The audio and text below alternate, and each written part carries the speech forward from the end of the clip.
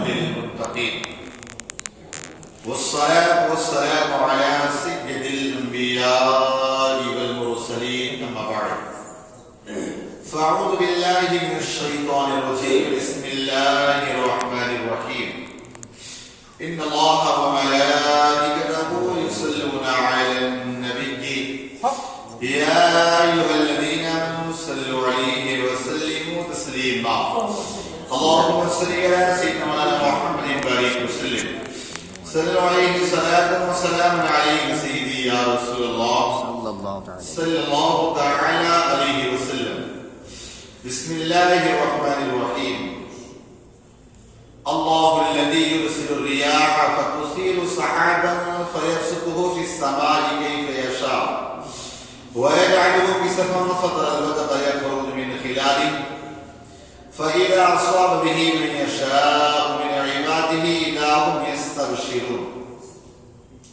وإن كانوا من قبل أن ينزل عليهم من قبله لمبلسين فانظر إلى آثار رحمة الله كيف يحيي الأرض بعد موتها إن ذلك لمحيي الموتى وهو على كل شيء قدير اللہ ہے کہ بھیجتا ہے ہوائیں کی ابھارتی ہیں بادل پھر اسے پھیلا دیتا ہے آسمان میں جیسا چاہے اور اسے پارا پارا کرتا ہے تو دیکھے کہ اس کے بیچ میں میہ نکل رہا ہے پھر جب اسے پہنچاتا ہے اپنے بندوں میں جس کی طرف چاہے جبھی وہ خوشیاں مناتا ہے اگرچہ اس کے اترنے سے پہلے اس توڑے ہوئے تھے تو اللہ کی رحمت کے اثر دیکھو کیوں کر زمین کو جلاتا ہے اس کے مرے پیچھے بے شک وہ مردوں کو زندہ کرے گا اور سب کچھ کر سکتا ہے اللہ رب العزت نے ہمیں دنیا میں اس کائنات میں بھیجا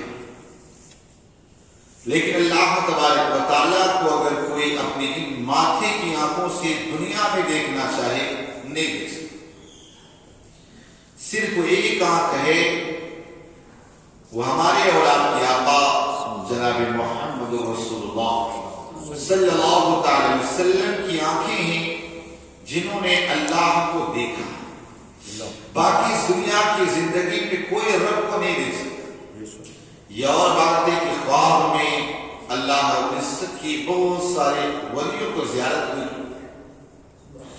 لیکن اللہ تبارک و تعالی ہے کوئی انسان دنیا کے اعتبار سے اپنے عقل کے اعتبار سے بتا نہیں سکتا یہ نہیں اللہ تعالی کی نشانیوں میں غور کرنا اس سے پہلے کافی وقت سے بات چل رہی ہے کہ اللہ ہمیں نہیں کہ اللہ کون ہے اللہ کی نشانیوں میں غور کرنا آج اللہ نے فرمایا کہ تم نے آسمانوں میں دیکھا ہے کبھی بادل بالکل مل کر کے چل رہا ہے کبھی بادل پھٹا پھٹا چل رہا ہے کبھی بادل جدا جدا چل رہا ہے کبھی وہی بادل وائٹ نظر آ رہا ہے کبھی وہی بادل نیلا نظر آ رہا ہے کوئی وہی بادل کبھی آپ کو کالا نظر آ رہا ہے الگ الگ قسم کی بادلوں کو دیکھا تو کہا یہ بادلوں کو کوئی چلانے والا ہے جو ہاتھ رہا ہے جس کے حکم سے چل رہا ہے وہ کون ہے اللہ کہا آپ نے کوئی اسی بادل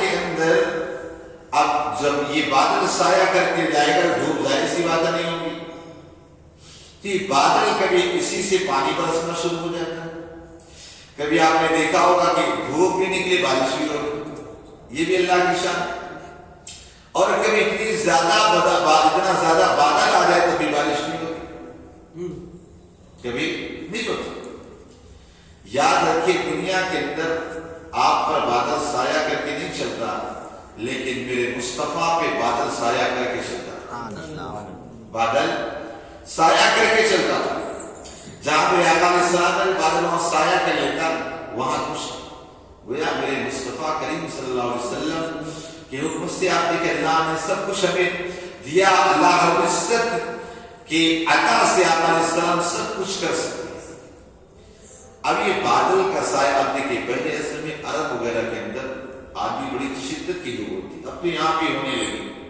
کتنی شدت کی دھوپ ہوتی، کتنی تیز گرمی ہوتی.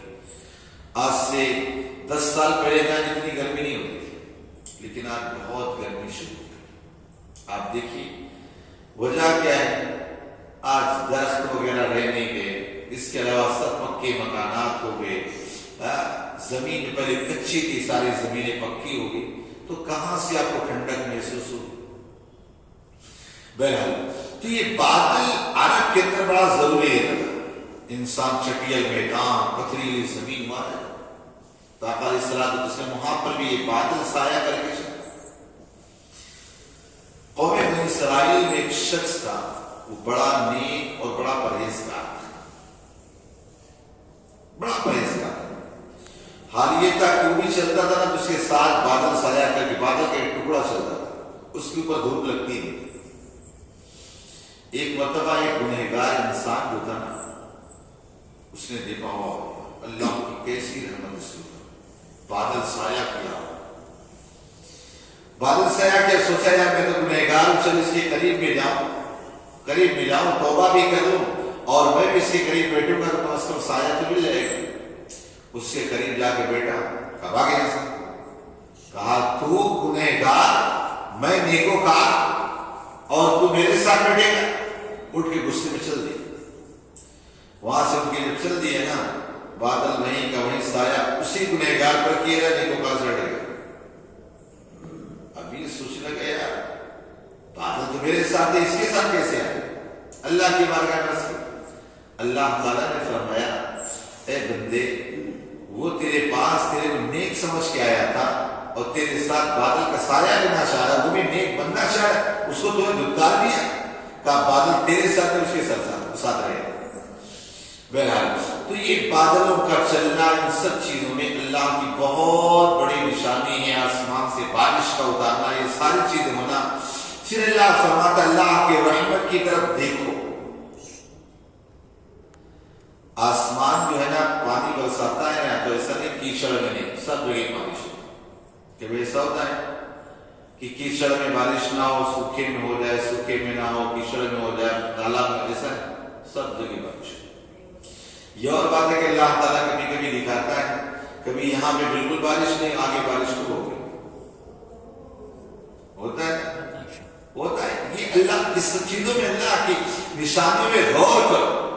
بندہ جتنا غور کرے گا اتنا پکا ایمان والا بنے گا، اتنا اللہ کو ماننے والا بنے گا. تو کہا زمین پر بارش کے قطرات گرے، اب اللہ کی رحمت دیکھو. کل تک جو زمین سوکھی تھی آج ہری بھری نظر آ رہی. دیکھے وہ آپ لوگ کی نہیں؟ جیسے گرمی کا موسم ہے تو بالکل زمینیں سوکھ جاتی ہیں، نہ کہیں گھاس کا پتہ نہ کسی چیز کا پتہ. جیسے آسمان سے بارش آئی، بارش آنے کے چند دنوں کے بعد دیکھو ہر طرف ہریالی پھیل جاتی.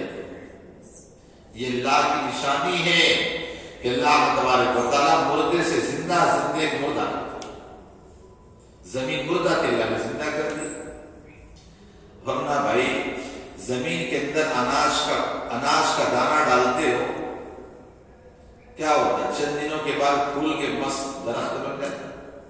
اور آپ کو ڈال دیا جائے تو زندہ ڈال دیا جائے تو مرے ہوئے نکلو گے، لیکن مری ہوئی چیز کو ڈالا کہ اللہ اس نے اس کو زندہ کر دیا.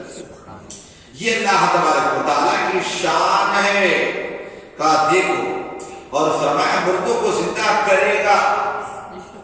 آج بہت سارے لوگوں کا یہ عقیدہ بن چکا معاذ اللہ کافروں کا کہ کئی جنم کی وہ قائل ہوتے ہیں نا. آدمی مرتا نہیں، اس جنم میں یہ بنا، اس جنم میں وہ بنا، اس جنم میں وہ بنا. آپ بتائیے ایسا ہو سکتا ہے؟ اللہ رب العزت نے دنیا میں آنے کا ایک چانس دیا، اچھے عمل کر کے دوبارہ پلٹنے کا حکم نہیں ہو. تو اس دنیا کے اندر جو اللہ نے ہمیں موقع دیے اس کو غنیمت جان کر اس کی عبادت کرنا ہے.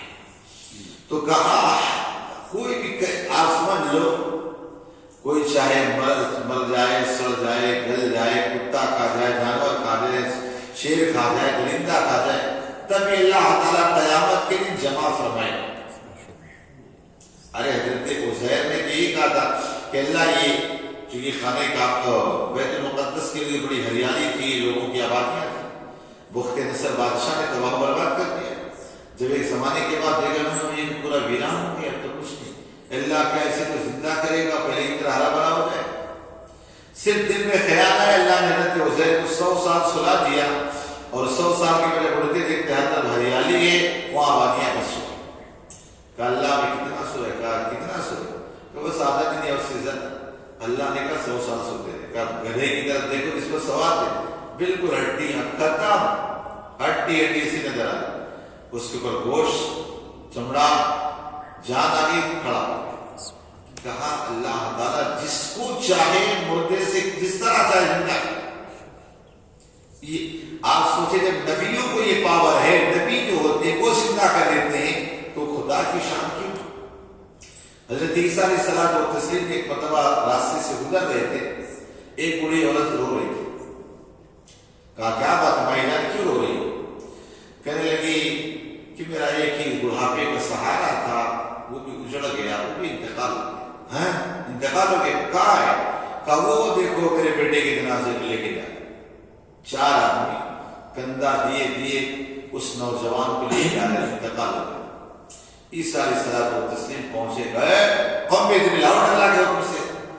ابھی 4 کے کندھے پہ ڈالا تھا، ایک کندھے پہ پیر رکھا، نیچے کود گئے، زندہ ہو کے آ گیا. تو اگر عیسیٰ علیہ الصلوۃ والتسلیم کو اللہ نے پاور دیا ہے، اللہ نے پاور ہے، تو اللہ کے اندر کتنا پاور ہو. سمجھے نا؟ ایک اللہ والے تھے، ان کا انتقال ہو گیا، لوگ ان کا جنازہ لے جا رہے، بڑی بھیڑ تھی. آج بھی اللہ والوں کا اگر انتقال ہو گیا بھیڑ ہوتی ہے. جا رہے تھے منگل کرنے کا، تو ایک یہودن عورت راستے میں کھڑی تھی، پوچھنے کی کس کا جنازہ ہے؟ کہا وہ جو اللہ کے ولی تھے نا، کہا ان کا جنازہ ہے. کہا تبھی اتنی بھیڑ ہے؟ کہ اللہ کے ولی تھے؟ کہا اللہ کے ولی تھے. وہ یہودن کہنے لگے اگر اللہ کے ولی تھے تو ان کو منگل آج جمعہ کے دن پڑھنا چاہیے تھا. کیا کہا؟ کہا اگر یہ اللہ کے ولی ہیں تو ان کو منگل کے دن، جمعہ کے دن انتقال ہونا چاہیے تھا. وہ جو جنازے میں جا رہے تھے اللہ کے ولی، ان کے بیٹھ گئے. کہا واپس لے چلو، جمعہ کو چلے. کیا کہا؟ واپس اٹھ کے بیٹھ گئے. کہا واپس لے چلو، جمعہ کے دن ملوں گا، جو آج نہیں، چلو واپس. آپ کے جنازے کو واپس لائے گا، جمعہ کے دن کے لیے واپس لے جائے گا. سمجھے نا؟ تو جب اللہ کے ولیوں کو یہ اختیار ہوتا ہے، نبیوں کو ہوتا ہے، تو کیا میرا رب زندہ نہیں کر سکتا؟ یہ ایسا کہنا ہے کہ مر گئے، سڑ گئے، فلاں، یہ کیا ہے؟ جیسا دیوبندیوں کے عقیدے بن چکے، معاذ نبی بھی بر کر مٹی میں مل گئے. یا اللہ کے ولی کی یہ شان، اللہ کے ولی کی شان ہے. آپ کو بتاؤ، یمن غالباً میں نے پڑھا تو بہت پہلے، آپ کو بتایا بھی تھا، قرط کے اندر وہاں ایک، اس ولی کا نام میرے ذہن سے نکل گیا، شام کے اندر غالباً ہے وہ. بہرحال وہ ایک بزرگ تھے، وہ قبیلہ قرط کے تھے. ان کا انتقال ہو گیا. جب انتقال ہو گیا نا تو لوگ آتے جاتے رہتے تھے، ولی کے مزار پہ آتے جاتے. تو ایک دوسرے قبیلے کا جو بادشاہ تھا، وہ اس قبیلے قرط سے بڑی دشمنی رکھتا تھا، بڑی دشمنی رکھتا تھا. اب اس کے بعد آیا آگر کے فاتحہ وغیرہ پڑھا بادشاہ نے. جب دیکھا نا کئی قرط کے، کہا لوگ انہیں ولی سمجھتے ہیں اور سمجھے، لیکن میں ولی نہیں سمجھتا. وہی قبیلے قرط کے جو بادشاہ ولی تھے، ان کے آستانے بھی یہ بات اس نے بادشاہ نے بازار میں کہا میں ان کو ولی نہیں مانتا. مفسرین نے لکھا ہے کہ مزار کے اندر سے پیر نکال اس کو ایسا پیر سے مارا نا، وہیں پہ گرا مر گیا، وہیں پر گرا مر گئے. اور آج کی تاریخ میں بھی ان کی قدم جو ہے نا مزار سے باہر، سارا وجود اندر ہے اور آپ کا قدم باہر ہے. لوگوں نے بھی بہت اسے پیک کرنے کی، یہ کرنے کی مشکل نہیں ہو. آج بھی وہ پیر اسی طرح باہر، اس کو کپڑا ڈال کے رکھا گیا، اور دیکھنے والوں نے، جانے والوں نے جا کر دیکھا بھی ہے، اسی طرح پیر ہے. اور انتقال کے 75 سال بعد سائنسدانوں نے جا کر تحقیق کی، کہا یہ اللہ کا ولی زندہ ہے. اگر یہ اللہ کا ولی زندہ تو نبی زندہ نہیں. اللہ کا ولی زندہ کر سکتا ہے، غوث پاک مردہ بچے کو زندہ کر سکتے ہیں، تو کیا اللہ زندہ نہیں کر سکتا؟ کیوں؟ ہر نبی اللہ کی شان ہوتا ہے اور ہر ولی اپنے نبی کی شان ہوتا ہے. سمجھے نا؟ تو جب ولی کر سکتا ہے تو نبی کیوں نہ کر سکتا ہے؟ نبی کر سکتا ہے، میرا رب نہیں کر سکتا ہے؟ لہذا ان چیزوں میں غور کریں، اللہ پاک کے نسل میں صدا عمل کی توفیق عطا فرمائے۔